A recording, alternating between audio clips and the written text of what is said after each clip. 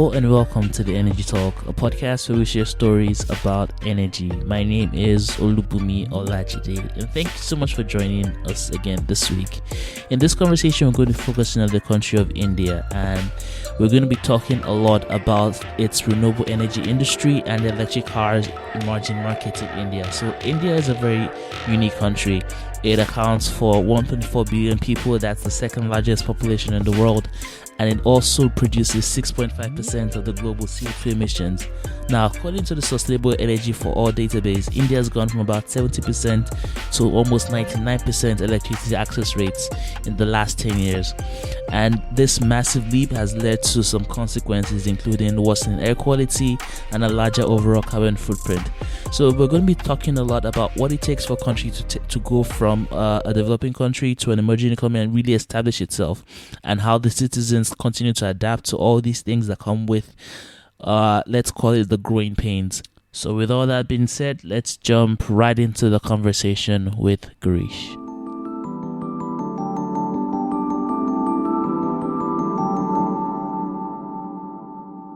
So I'm Girish Shivakumar. I'm based out of Bangalore in India. I call myself a clean tech evangelist and a professional. For about 9 years, I've been in this space. Right after my bachelor's, I joined a solar power developer. And right from there until now, I've been in the clean tech space. Worked on solar power projects, energy storage, electric vehicles, and covered a lot of things, mostly in India, but also did some work in UK for a bit. And right now, mostly focused on energy storage and electric vehicles at this point. Okay. So earlier in your career, you were awarded the Shevden Scholarship and you moved on to do your master's at Cambridge University. So how much of an impact did that have early on in your career and right now as you keep going forward with the work you're doing? Thanks for bringing that up, Olu. It was definitely a turning point in my career. Chevening scholarships are given to early career professionals. They kind of require a 2-year work experience. So when I got Chevening, I had about 4 years of work experience. So looking back, the way I would put it is the entire process of applying to Chevening is itself a great experience. So for me, it was a lot more hard because I had to get into Cambridge and then get a Chevening scholarship. So the acceptance rate of both are really, really low. So only about 5 out of 100 or something get an opportunity. So when I look back, I think the entire process of preparing for it, I think made me a better person. I had to really prepare for it and align with what I want to do. So I had to define what I want to do, because when you are up against the best around the world, so you really have to have something solid that you talk to people and then even they are convinced that, okay, this person is worth the scholarship, so that once he returns back to the sector, he'll probably add value. So it's a phenomenal experience. So I had a great experience talking to various people, right from professors in the university up to the Deputy High Commissioner in India who interviewed me for the final round. It was a wonderful experience. And once you get that scholarship, everything is set for you. It's a fully funded scholarship. They take you to UK. They provide you with entire allowance. They pay the tuition fees and everything is taken care. And it's you don't have to worry about anything. On top of that, you have other scholars coming from around the world. So you get to network with them. You do establish your connection, basically. For me, from my point of view, I think establishing that network and connection really adds value, because Chevening program has been here for over 30 years now. And it has phenomenal amount of successful people. The list of alumni are phenomenal. So being part of that cohort really helps you, because as you progress in your career, you need to build your network for yourself. You need to try to leverage the network. I think at this point, I am trying to the later part of it. I want to leverage my network and see how I can add value to the space. Okay. So 3 years down the line, I think it's fair to say that you've more than added value to the sector you're in. Last year, you were awarded the Economic Times Young Leader of the Year. So how was that experience for you? Oh, thanks, Olu. Thanks for bringing that again up. And it was another experience. So I try to put myself against the other people who also want to add value to the society in whatever sector they are doing, whatever work they are doing. So I just try to see where am I in the space. And So Economic Times Young Leaders is another program. It's a intense program run by the Economic Times media publication in India. Every year, about like 26,000 people apply to the program, and over a 4 round of selections, of list of people are then selected as Economic Times Young Leader for that year. And here again, just like Chevening Scholarships was the first leadership assessment that I had to take up, because Chevening itself positions itself as providing scholarships for leaders of future, emerging leaders. So, I mean, all the people who have won the Chevening Scholarships have gone on to big positions in government, private sector. So that was a good start I had in assessing my capabilities. And this again, it's a different leadership assessment, more from the work perspective on what kind of manager you are, how you handle tasks, what do you plan to do in the long run, and these kind of assessments. It involved like various case studies, business case studies, group discussions, and all those sorts of things. And finally, again, in this one, the added advantage is like you get to interview with the top CEOs of different sectors from in India. So the jury has like about 10 top CEOs. So I interviewed with like the head of Accenture in India. So it was a great experience again.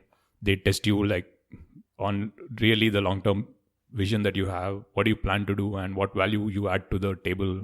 So again, another assessment, and another thing that preparing for all these assessments makes you a better person. That's what I can say looking back. So from here on, it's just, you just carry on with the work, and yeah, it's a good experience, and I hope to carry on with it. Okay. So moving on from that, you started the Mission Shunya podcast recently. Did I pronounce that right? Yes, Mission Shunya. So Shunya is a Sanskrit word that says zero. So when I started off in my career in solar sector, I joined the German developer UE. UE had this vision like, we want to be 100% renewable energy. They are doing a great job with that. But then I thought it's getting to 100% is really tough, and there are a lot many challenges with it. And renewable energy is just one part of sustainability. So when I did my master's, I thought there are other aspects to it. Like energy is one, then there is mobility, clean mobility, then there is circular economy and everything. So I thought the ultimate objective kind of is to transition to a zero carbon economy, zero carbon world, where you try to reduce emissions so that it add value from all around, be it energy, electric vehicles, how you handle the circular economy, other aspects of sustainability. So that's what I thought is going to be the big thing. It integrates energy, electric mobility, circular economy, and other sustainability practices. So I thought, so yeah, why not talk about it? I've worked in the space. I continue to work in the space. And I meet a lot of interesting people from around the world, interesting work. So I thought, let me provide a platform where people can come on board, share their experience, share what they are doing.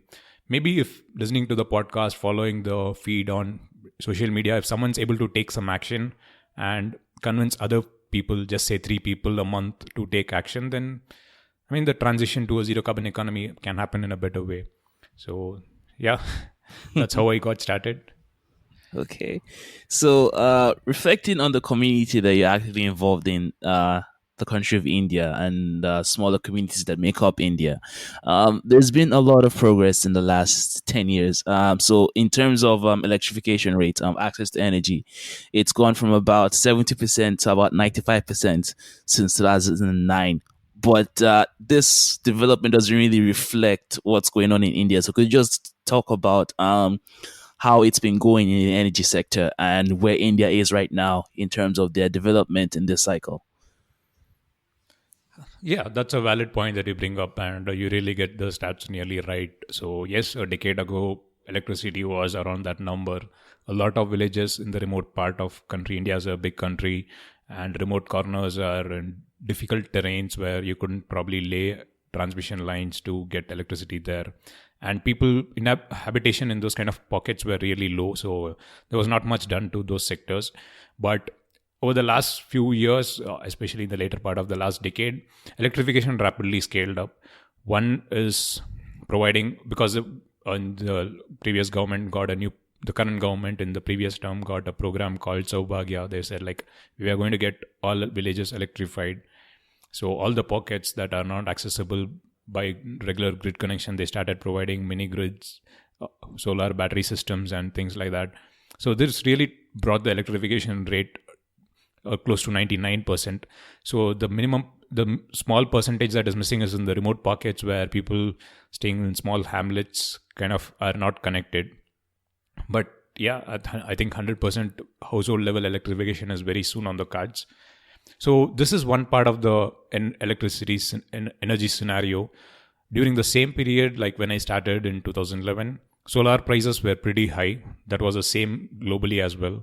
But then the cost of solar panels started coming down, and India kind of took advantage of that. So we had large scale tenders come up where large international developers came to India and started bidding for those projects. So what it really did was it brought down the cost of power generation low. So today the cost of power generation from a solar or a wind power plant is lower than what the cost of generation is from a thermal power plant. So the large scale ramp up of renewable energy has really brought down the cost of solar. And this is something that I would like to mention is because the large scale auctions like that was seen in India in the last few years, it is unparalleled. I think India was one of the first major economies to bring in this large scale of auction, because getting the volumes meant price reduction was possible, and setting up infrastructure was also possible. Although there are small hurdles in getting integration to the grid, etc., but the prices have really come down. So, and energy capacity addition has also increased significantly in the last decade. Wow. So I think maybe it kind of adds to the challenge that India has the second largest population in the world at about 1.3 billion people. And when you have these people all scattered up in different parts of the region, I can imagine that makes the task very difficult, and that needs to have different solutions for different regions. And even though there's been a really huge surge in terms of renewables, there's also been a surge in the usage of coal and coal-fired power plants. So could you just talk about what that has led up to now in terms of the environmental impact that has had? Uh, a small correction, because when news from Indian power sector reaches the global audience, I think this figure tends to get a little quoted or misinterpreted, if I could put it that way, because building coal power plants takes a lot of time. The period of construction to commissioning is a long process. Right from securing fuel supply to commissioning is a long process. Most of the power plants take more than 5 years on an average. So all the power plants that have been commissioned in the last few years was something that was sanctioned over 10 years back. Because of the shortage of coal supply, these plants just couldn't get operational. So in this government, the kind of government has kind of changed the coal linkage policy and allotted coal to all these power plants. So that's why these power plants are coming online. But at the same time, if you look at the finer numbers, the operational efficiencies of these power plants are really low. So they kind of operate at a low plant load factor, meaning that they run for only a fewer number of hours compared to the last few years. So this one, again, one could argue that why do you have to run at an suboptimal level, which actually increases emissions? True, this is happening, but at the same time, I think as we scale up more firm power and say more energy storage that comes onto the grid, I'm sure we will be able to balance the energy better, and we would probably ramp down all the coal generation. So at this point, yes, there is a mix of coal and renewables ramping up, but the operation of coal power plants are really low. I think one needs to look at the finer numbers from these power plants. Those are kind of not reported in the media. So the power plants that I talk of are going less than 50% plant load factor, because they are turned down at some periods where solar generation and wind generation is high. So that is a real scenario, if I could put it that way. That is interesting. So, in terms of adoption of renewable energy in India, how do you think businesses are adapting to the new mode of operation, if you will, as cleaner sources of energy become more available and prices go down? How has the general adoption been in the Indian community? If you bring about the point of businesses, I mean, from my experience, I can tell you a lot of stories of how businesses are pretty smart in adopting to renewable energy. Let me give you an example. So while working for a solar power developer, and while I was talking to clients in the there is Indian state of Tamil Nadu. This belt is very good for the wind generation. Tamil Nadu state, that's on the southern part of India. It's very good. It's towards the coast, and that belt is very good for wind generation. So what happened was, due to some government policy which provided incentives for investment in wind assets, most of the businesses, most of the textile and other manufacturing businesses actually went on and invested in these windmills. So they got financial benefit in terms of tax benefits, and also got power that they could use for their industry. So this gave them like lower operating cost and also tax benefit, which kind of helped them scale up the business. So there are many success stories. I mean, if most of the windmills that have been installed in the state of Tamil Nadu are owned by businesses, the manufacturing business, the textile industry business. So these people kind of felt there is an added incentive by going green. One is the lower power cost and also the tax benefits that was available. So there are multiple stories like this. So businesses are very sharp. They know their math very well. So when you talk to them, they will tell you each and every part of the electricity component. What is the fixed charge? What is the energy charge? And what am I paying in terms of taxes for electricity? What is the impact if I have more demand than the sanctioned capacity? So they are very aware of that, and that makes interacting with these people more easy, because if you have a value proposition that you take it to them, they listen to it and they make sharp decisions. So I didn't find any problem interacting with these businesses. But of course, small scale businesses in small pockets, who have no experience of this, it is a different learning experience, educating experience, telling them about the benefits of putting a solar plant on their roof, or minimizing the diesel generator use by having a battery storage or solar plus diesel combination. So that's a different part. But most businesses are in today's times are like very well aware of what's happening, and they are very well aware. So there's no problem with that. Okay. So one particular sector that I would like to highlight is the transportation sector in India. Since there's so many people and that results in a lot of cars and a lot of need for transportation measures, it's fair to say that there's a good opportunity in the country for electric vehicles. So has that been something that has been explored, and do you see as something that could be a major factor in the next few years? So India in most part of the Western world, sometimes called as the Jugaad nation, Jugaad, or as Professor Jaideep Prabhu from the Cambridge University puts it, frugal innovation. So we look at having some mechanisms where we try to make it better. Like, for example, all the last mile mobility in most metros in India, like for example, the capital region of Delhi, the mobility is electric. There are small electric rickshaws that connect the metro stations to nearby localities. So this has not grown organically. They have just cropped up from different pockets of Delhi that are close to metro stations, and there are a lot of electric rickshaws. I mean, it's become so much that even the government is not able to regulate it at this point. But of course, they are trying to regulate it by giving them incentives in terms of charging, etc. But this is something that's cropped up inorganically. So there was no policy for that, but just a few rickshaws came on road and people started seeing the benefits of it. So this kind of mobility has definitely picked up. But of course, the cost of batteries and other components are a little high compared to the conventional ICE engine, internal combustion engine vehicles. So large scale adoption in terms of four-wheelers has not happened. But four-wheelers for like fleet operations, where taxi companies or cars that ply for corporates, they have kind of adopted electric vehicles because they see an added benefit, because they ply close to 200 kilometers a day, and they know by having just one charge in between when they take a break, they will be able to cover the distance in the electric vehicle. So that's another sector that's picked up. And in recent government policies, government is giving incentive package for these kind of applications that go for fleet applications and commercial use, where your subsidy for the battery is capped based on the capacity of battery that is there in the car, which has enabled a lot of fleet operators to buy electric vehicles and operate. So that way, their emissions are reduced, and it's also adding value because the total cost of ownership for an electric vehicle depends on the number of kilometers you run in a period. Fleet operators like taxis and others run run more kilometers, so it makes perfect economic sense, and those are the sectors that's really picking up.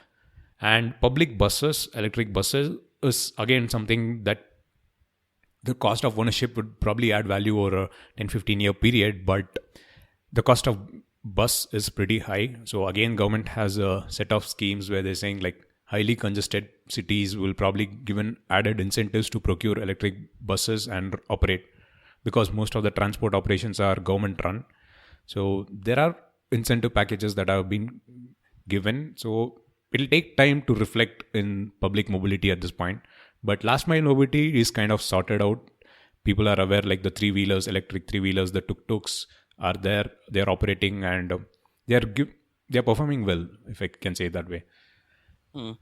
So something interesting that you mentioned was that this kind of adoption of electric vehicle mobility isn't really a direct impact of what the government has done. Just people realizing that there's certain benefits to that. So do you see that as the major driving force to people making decisions, or how aware are the people of India about climate concerns, for instance, rather than just making decisions based on what's good for business and what's good for economics? So, which is the major driving force in these decisions for regular people, not just the government coming up with policies, just for regular day-to-day people trying to operate and run their businesses?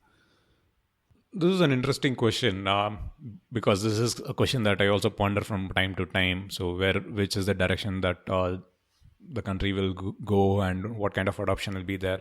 But when I talk to people, this is what I realize. So, as a country, when India is moving, is on a developing trajectory, and when more people are getting better paying jobs, so there is always an aspirational part of it, where people whose per capita, whose income levels are going up, they would like to live a certain lifestyle. So this lifestyle in a typical household probably involves buying a car, and car for them is a luxury, and they would like to buy a car and which is affordable to them.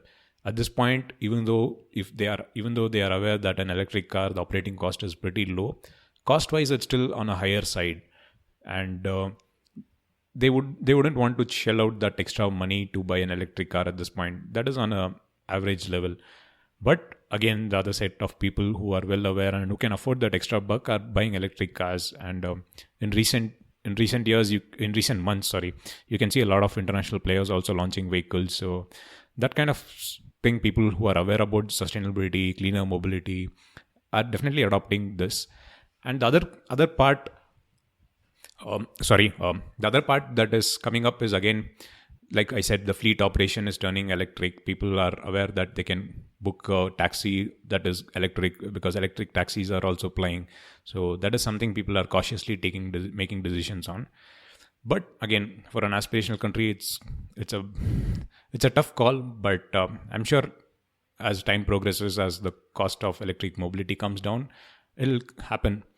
And in certain pockets, like in Delhi, for example, there is a rule that bans vehicles of one category, one number plate plying on alternate days. So, because Delhi again kind of hits a peak pollution levels during a certain period of the year, and during that time, people generally are aware. They understand that it's because of the transportation that they are having this issue. Transportation is one cause of it. So they cautiously take call by not driving vehicles during that point in time. So yes, it's happening, and it'll just take time. Do you think that this is something that it just has to do with the development stage that India is in? I think it's fair to say India is rapidly moving away from the category of what a traditional developing country is to a more established country and economy, because it's dealing with problems that many cities around the world have also dealt with, air pollution, and just setting up policies that just protect the environment. As more people start to get to a certain income threshold, they start to care more about many other things that are happening in their general environment. I can give an example of Nigeria, for instance. Now, because the income level for most households are very low, people just do not care about what the environment looks like because everybody's just so busy about just feeding their families for the next day. And that really shapes the way they think. But as India moves towards a more established economy, do you think that this is something that's going to be a lot more focused on in the next few years? It is definitely going to be a focus point in the next few years because India has made a firm commitment on the Paris Climate Agreement, and we definitely have aggressive targets both in terms of renewable energy capacity, cutting down emissions, also having a certain say, percentage of mobility being transformed to non zero emission vehicles. So there is definitely a commitment, but again, India is definitely the per capita income is definitely increasing, but at the same time, population is another factor, and so it'll balance out, and there'll definitely be a certain section of people who will still continue to who will be unable to afford like say an electric vehicle or installing solar on their roofs. So yeah, population and development kind of balance it out, and that I think that's going to be a little challenge, but I think there are opportunities, and I'm sure it'll happen as time progresses. Hmm. So I have another interesting question, and I apologize because this might not be a very fair question, but you mentioned about moving towards a low carbon economy, and there is this argument that I've heard a lot. I've actually heard both sides of this argument about the more a country tries to decarbonize and tries to worry more about what its carbon footprint is and worrying about the environment, kind of slows down economic development of that country and of that community. Do you see that as something that will play a role? And is this something? Is this conversation something that's been had right now in India? That's an interesting question, as you say. It's definitely an argument. It has always been an argument, and but I mean, again, we shouldn't go beyond businesses. For example, you ask any businesses on why they adopt certain sustainability practices of putting, say, a solar plant on their roof, or conserving water, or minimizing the air conditioning usage. They will definitely tell you that increases the operational efficiencies. So people are aware that saying, for example, if I could quote Professor Jaideep Prabhu again, doing better with less actually helps them run their businesses more efficiently and better. So people are aware of that. Like for example, another key example is again, waste segregation is a costly affair. If people would say that because you tell people what to do, you segregate bins, and you ask them to collect it during certain days. That's a costly affair for a government to run. But in terms of the entire end-to-end value chain, just because waste is properly segregated, they can recycle waste better. So dry waste can be recycled in a better way, and then the wet waste can actually be processed, and there are small waste to energy plants coming up in city centers in and around like major metros in Bangalore, where the waste is processed and you get gas out of it, which again is supplied to local facilities like restaurants who use that gas. And so there is this ideology and understanding that's coming up in local governments where they're saying like doing good is also adding value to the entire value chain, and operational wise it's better. And that as time progresses, the cost benefit, people will do the cost benefit analysis and kind of prove that yeah, having us living a sustainable lifestyle actually makes it better for the long run.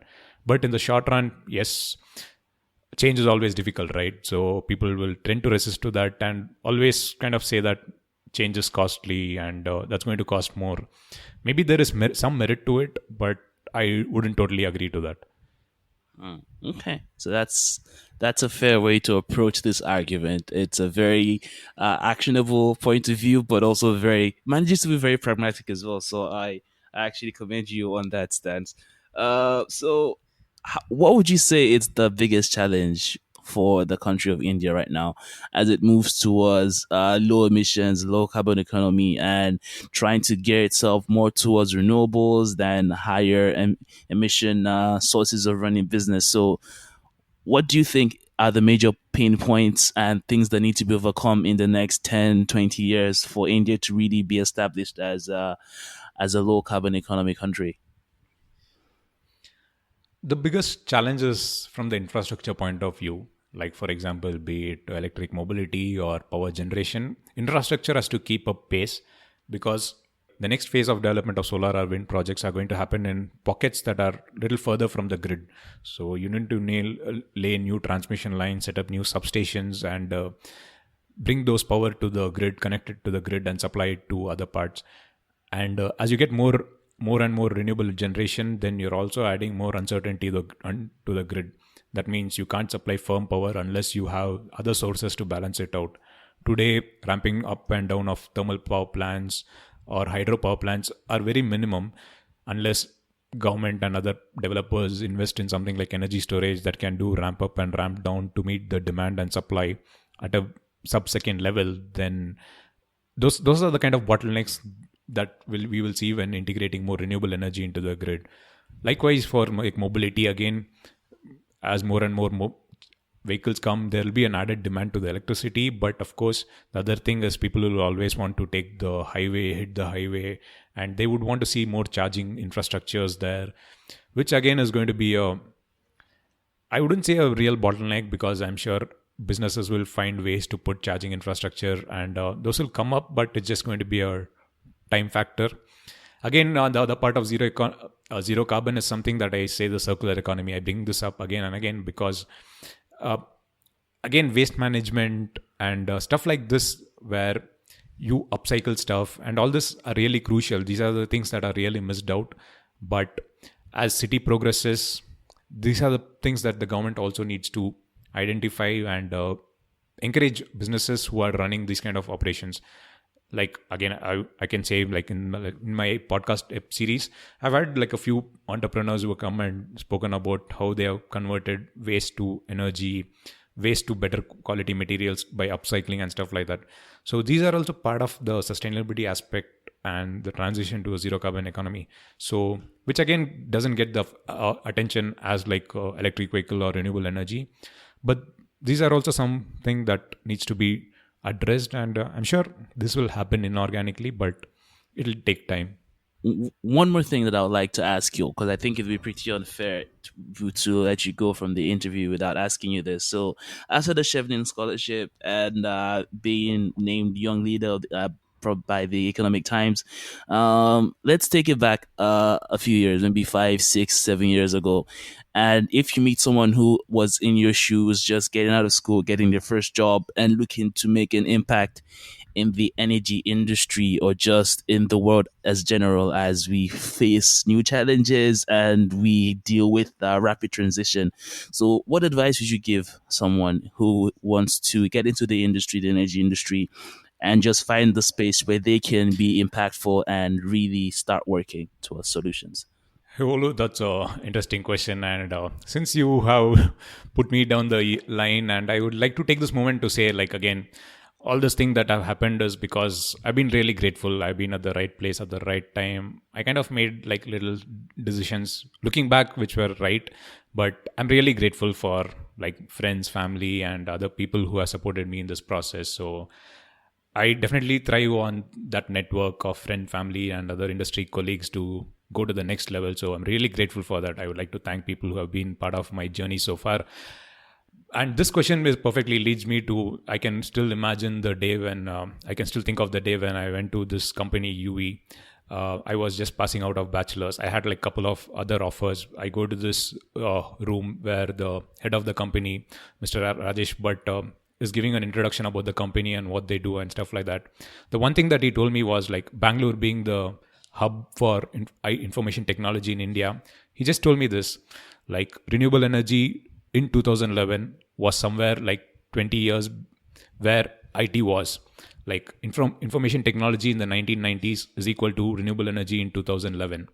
So he just said like 20 years later, renewable energy will be in a place where IT was two decades back.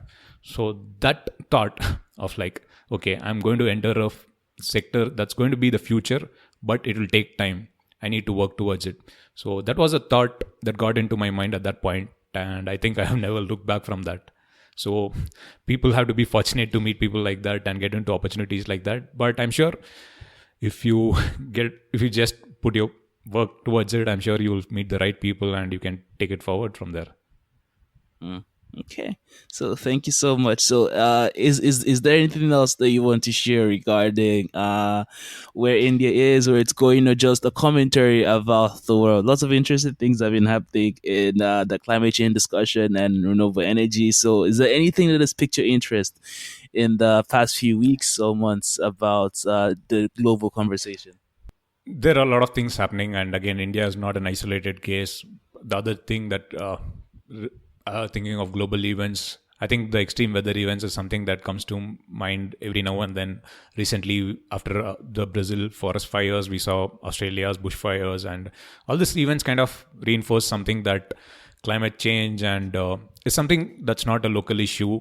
So everything is a connected issue. So no matter where you are, you just learn from everyone else, collaborate with international companies, international partners, and work towards it. It's not an isolated issue that, like, for example, India working isolated or people in Africa doing it in an isolated way, because I'm sure, like, Africa is going to see the highest development rate in the next decade.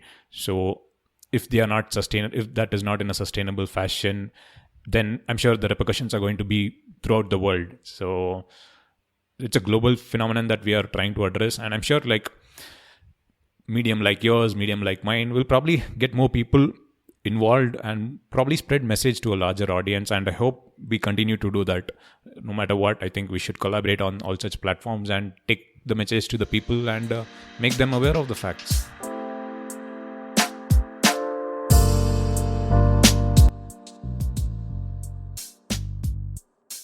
Thank you so much for listening to the episode. I hope you enjoyed and you got inspired by not just the conversation topic, but also from the personal story from Girish. It's very important for us to take away the personal aspect of it and just remember that it's people telling these stories. So you can join in the conversation. We would love to hear from you. You could join us on Twitter or on Instagram at The Energy Talk everywhere, or send us an email if you have suggestions or you want to correct something or just make a suggestion or just have a chat. We're always welcome. So leave a review if you haven't already subscribed so you can get us again next week. We would love to have you on with us as our running community, because this is what it's all about. So thank you so much for joining us for another Energy Talk. This was produced by yours truly. Thank you so much for Jensen for the music, and we'll see you all again next week.